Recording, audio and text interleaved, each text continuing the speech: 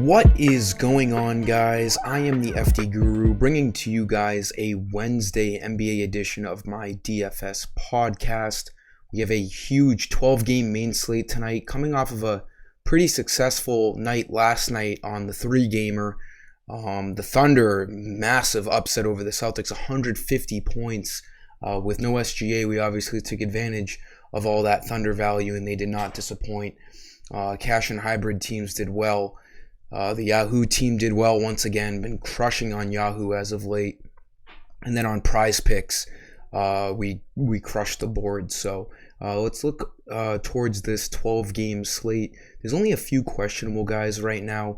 On top of that questionable list is Joel Embiid, Evan Mobley, and LeBron James. Devin Vassell's also on it for the Spurs. So, things usually develop as we get closer to lock. We could always have that surprise, guy that's out. Yesterday, SGA wasn't supposed to be out and then had an illness. So, there could always be slate-breaking news when we don't expect it. So, got to stay up to date. I'm going to give you guys 5 plays as I usually do, 1 for each position.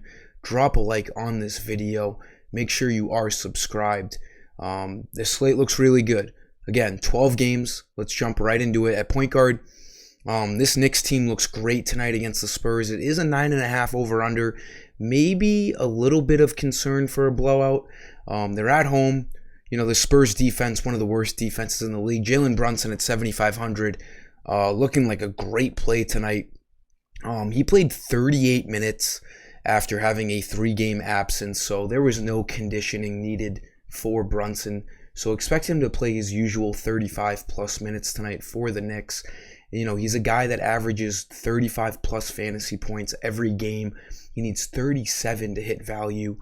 He basically got there last game against the Suns, and the Suns is a much tougher matchup than the Spurs. I expect him to get, 36, 37 points at least tonight. Wouldn't be surprised if he cracks that 40 mark. Shooting guard, Terry Rozier looks like a good play at 6,700. He was popular last slate at 6,900. He fell just short of hitting value, dropped $200 and needs 33 fantasy points to hit value. He's averaging that on the year. He's been a little slow as of late, but he's still their number 2 guy behind LaMelo Ball. Hornets always play with a lot of pace. This looks like a pretty safe cash game play. He has a high floor. I do think he gets you 30-plus fantasy points tonight in this matchup. A lot of projections and stuff love Terry Rozier tonight. He should be popular in cash games. For small forward, we have this Pelicans value once again. Zion Williamson's going to be sidelined for a couple of weeks with a hamstring injury, so we're back on these Pelicans. They weren't really a team to target when Zion came back, but now that he's out and Brandon Ingram is still out, Naji Marshall is probably going to start here, and at 4,900, he has shown he can do a lot as a starter. When he sees, 25-plus minutes, he's going to be a fantasy point per minute kind of guy. He needs just 24 fantasy points to hit value tonight. So, in the absence of, Zion and Brandon Ingram, and they're without Larry Nance tonight, so there's plenty of minutes to go around for these Pelicans.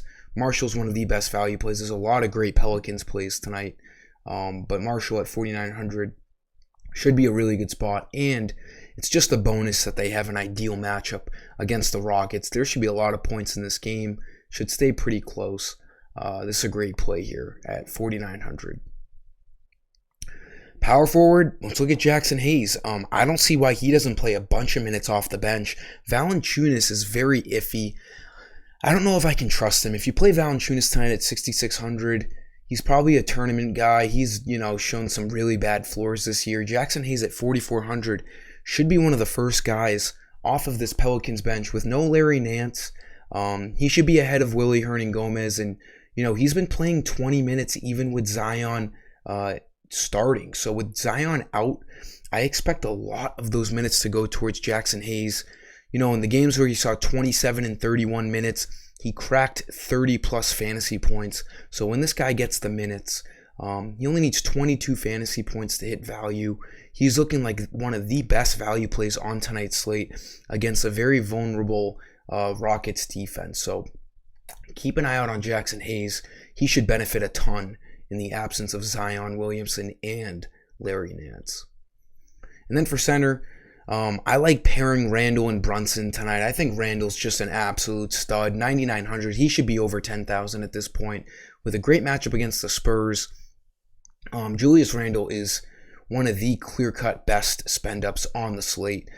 He has cracked 50-plus fantasy points in his last 6 games.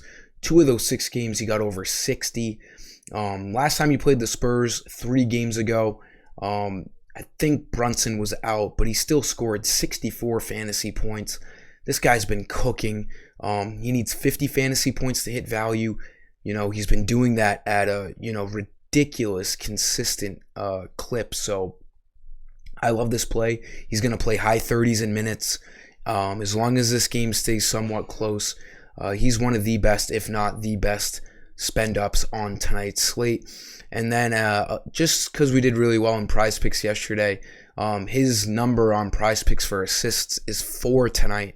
I do think he gets over 4 assists on Prize Picks. That's my little bonus prop play for you guys in this video. He's done that in his last 3 games. He tied it the 2 games previous, so he's either tied it or gone over 4 assists in his last 5 games. So I do like this play all around, no matter what. Julius Randle's the guy you want to be looking at on tonight's slate. That'll do it for this video, guys. Thank you for tuning in. Like the video, make sure you're subscribed. Until next time, I am the FD Guru, and I am signing off. See ya.